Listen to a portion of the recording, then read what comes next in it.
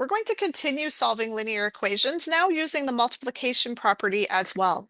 So earlier we said that the addition property allowed us to add or subtract whatever we wanted from our equation as long as we did it to both sides.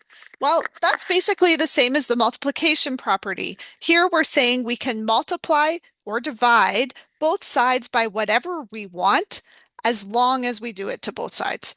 And so, for example, in A here, we've got 6x equals 18. We want to know what x is, though, not 6x's. So right now, 6x, that means 6 multiplied by x.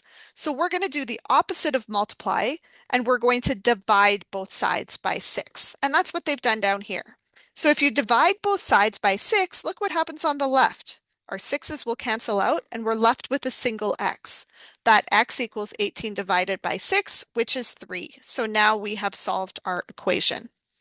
B is similar. So B, we have negative 9x equals 54.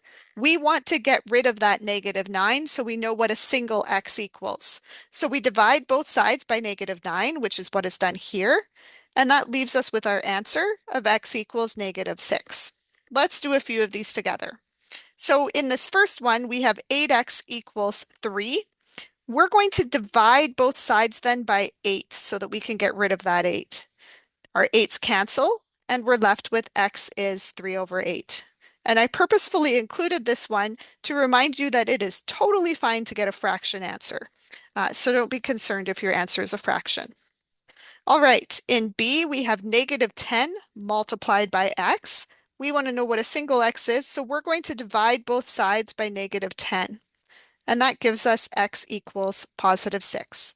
And remember, we can verify all of these by checking if the left side equals the right side. I'll leave it to you to do that on your own.